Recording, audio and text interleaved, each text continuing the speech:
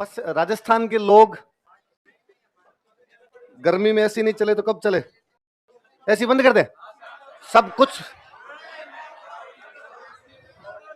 इसका मतलब आप सब अमीर घरों के लोग हो, हैं? वरना तो यार हम तो कोई नए नए आए थे तो एटीएम में खड़े रहते कई देर तक कि उधर ऐसी होता है, थोड़ा तो यूं ठंडा ठंडा कूल कूल फील हो। आपको ऐसी से तो, हाँ क्या हो गया? क्या बोल रहे हो, क्या पता? खेतों में काम करते हो इसलिए एसी की जरूरत नहीं, तो पटको जरूरत है, पढ़नी चाहिए, खेतों में थोड़ी करना है काम है। कभी तो अगली पीढ़ी सुधरे थोड़ा तो।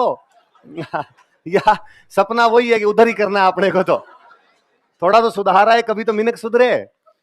सुनना देखो बात, लाखा पढ़ रहे थे हम, लख सिंह या लाखा नाम था, है ना? मैंने बताया लाखा के टाइम वैसे तो कोई बातें नहीं, ये हो गई बातें, लाखा जी द्वारा खुद के द्वारा कुछ नहीं किया गया, चलते फिरते निकल गई बातें। लाखा जी बूंदी में एक शादी करके आए थे। कहां पे शादी की थी? चौहानों का राज हुआ करता था बूंदी में।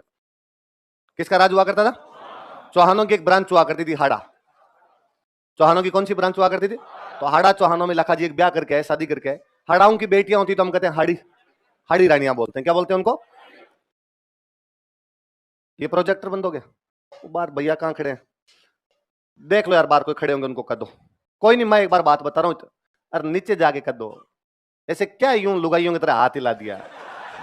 मैं थोड़ा तो कॉमन सेंस लगा लिया करो। हाँ तो क्या बता रहा था मैं? हाँ तो लाखा जी है, कोई बूंदी शादी करके आए, कोई हाड़ी रानी थी उसके साथ में शादी करके आए। वो हाड़ी रानी यहाँ पे आके चित्तौड़ में रहने लग गई। दूसरे तीसरे दिन ही कोई लाखा जी खाना खाने के लिए गए तो उन्होंने रानी से पूछा, मन तो लग गया तुम्हारा? ठीक है, कि कोई दिक्कत हो तो बताना, किसी बात की कोई टेंशन तो नहीं है? उसने कहा नहीं, सब सही है। क्यों? और यूं घूम लेना, बाहर निकलना, हमारा चित्तौड़ देखना, खूब अच्छा है तो तुम्हारा मन लग जाएगा। देखा कि नहीं देखा चित्तौड़? उसने कहा देख लिया। नहीं तुम्हारा नहीं, उसने क्या देखा सर? मैं ये लाखा जी हाड़ी रानी से बात कर रहे हैं ना। मैं आपसे बात नहीं कर रहा हूं, आप थोड़ा उधर रहिए, है ना? पर्सनल मत लीजिए इन बातों। मैं कहूंगा देखा कि आप कहोगे हाँ प्लीज, आप हाड़ी रानी नहीं हो, हाड़ी रानी से बात हो रही है यहाँ पे। तो लाखा जी ने कहा भाई घूमना हमारा, तुम्हारा थोड़ा मन लग जाएगा। उसने कहा घूम लिया। तो लाखा जी ने और स्वाभाविक सवाल था अगला पूछ लिया, कैसा लगा हमारा चित्तौड़? उसने कहा ठीक है। लाखा जी ने कहा बस ठीक है? उसने कहा हाँ बस अच्छा है। लाखा जी ने कहा मतलब? उसने कहा बूंदी जैसा नहीं है। किस जैसा नहीं है?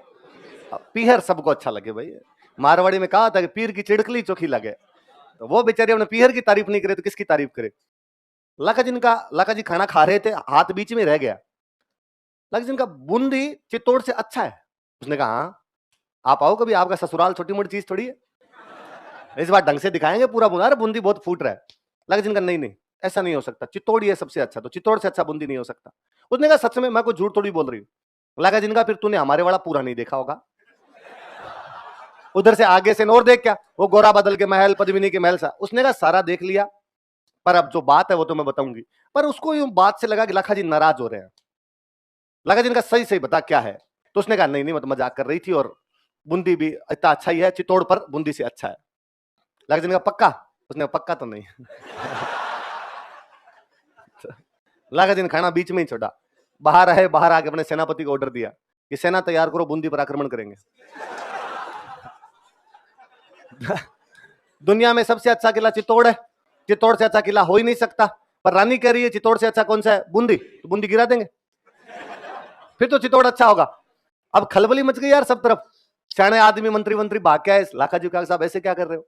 3 दिन पहले तोरण मारा था, आज तलवारें मारेंगे वहां जाके, बेइज्जती होगी साहब।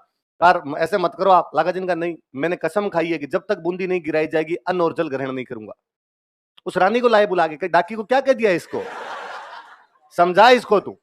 वो बेचारी रानी आई, उस रानी ने आके, अब मैं आपसे मजाक भी नहीं कर सकती क्या? मैंने तो मजाक की थी आज। लाखा जी का नहीं, मैंने 2 बार पूछा था, सही सही बता दे। अब मामला बिगड़ता दिखा तो फिर कोई पुरोहित जी थे, सियाने आदमी थे थोड़े, वो आए, लाखा जी को साइड में ले गए। उन्होंने कहा कि एक बीच का रास्ता निकालते हैं, अभी हाथों हाथ ससुराल पे से हमला नहीं करते, बुरा लगता है। एक काम करते हैं, चित्तौड़ के बाहर एक कमरा बनाते हैं और उस कमरे के ऊपर लिख देते हैं बूंदी का किला, आप जाके एक बार उसको गिरा दो, तो एक बार कसम वसम तो पूरी हो जाएगी, खाना वाना तो खा लेना। और बूंदी वालों की कितनी औकात है, साल भर बाद 6 महीने बाद में कभी भी जाके अपने बूंदी को भी गिराते। एक बार ऐसा मत करो आप। लाखा जी ने कहा जो करना है फटाफट करो, भूख लग रखी है देखो। हाथों हाथ बाहर की तरफ, चित्तौड़ से थोड़ा सा बाहर की तरफ एक कमरा बनाया गया, जल्दी जल्दी इंटेन जचाई, ऊपर लिख दिया बूंदी का किला। इधर घोषणा की गई कि राणा लाखा अपनी चतुरंगनी सेना के साथ बूंदी पर आक्रमण करने के लिए जा रहे हैं, जो कोई बीच में आने की कोशिश करेगा उसे नेस्तना बूद कर दिया जाएगा। एकदम सेना वेना लेके पूरा माहौल बनाया ये ढंग से। आगे लाखा जी हाथी पे, पीछे घोड़े ऊंट सब एकदम जितने कोई हो सकते थे उतने सारी सेना लेके वहां से चले, भाले तलवार लिए हुए। जैसे उस कमरे के पास में गए, कहा बस रोक लो, 100 मीटर इधर पे। और लाखा जी कहा, लाखा जी एक तीर मारो, एक तीर में तो गिर जाएगा। लाखा जी ने तीर चढ़ा के जैसे वापस घोषणा करवाई कि कोई बीच में आने की कोशिश करेगा तो उसे नेस्तना बूद कर दिया जाएगा। और लाखा जी अब बूंदी जीतने जा रहे हैं। लाखा जी तीर चलाने वाले थे, इतने में उस कमरे से तीर आया, सामने की तरफ से तीर आया। लाखा जी का चेक करो रे कौन है उधर। तो अपने अभी भी रिवाज होता है कि घरों में जब बहन की शादी होती है तो अपने परिवार का कोई एक बंदा बहन के साथ जाता है ना, भाई चाचा काका कोई साथ में चला जाए। वो जो हाड़ी रानी थी उसके साथ में उसका एक भाई आया हुआ था, 15-16 साल का एक लड़का था, कुंभा। क्या नाम था? हाड़ा था, तो हाड़ा का दो अपने, कुंभा हाड़ा था। वो सामने से तीर चला रहा था उधर से, सैनिक पकड़ के लाए। लाखा जी का आपका साड़ा है ये कर रहा है वहां पे, क्या हुआ, ये क्या कर रहा है? उसको बुलाया, तेरे क्या दिक्कत है? उसने कहा मैंने सुना है कि ये जो कमरा आपने बनाया ये नकली बूंदी बनाई है। कहा हाँ हाँ, तो कहा ये गिरा के, और मैंने सुना है कि आप अपनी कोई कसमें वसमें पूरे करने वाले हो। लाखा जी ने कहा हाँ, सही है, तू साइड में हो जाए यार, फटाफट काम करने दो जो करना है। उसने कहा नहीं, बूंदी असली हो भले ही नकली, जब तक एक एक हाड़ा जिंदा है बूंदी नहीं गिरेगी। पहले मेरे से लड़ाई कर लो, उसके बाद बूंदी गिरा लेना। अरे समझाया लोगों ने कि यार क्या कर रहा है ऐसे। उसकी दीदी को बुला के लाए कि समझाए इसको, पार्ले जी बिस्किट दिए पर नहीं माना। फाइनली उस लड़के को मारा गया, तब जाके लाखा उस बूंदी को जीत पाया, भले वो नकली बूंदी थी। हमारे राजस्थानी कहावते, राजस्थानी दोहे कहते हैं कि नकली गढ़ दिदो नहीं बिना घोर घमसान, सिर टूटा बिन किम फिरन असली गढ़ पर आन। कि जब नकली किला बिना लड़ाई के नहीं दिया था तो असली बूंदी जीतने के लिए तो कई खून बहाने पड़ेंगे, तब क्या जीत पाओगे असली बूंदी। वो नकली बूंदी के लिए कोई मारा गया था बंदा, तो वो कौन था? देखो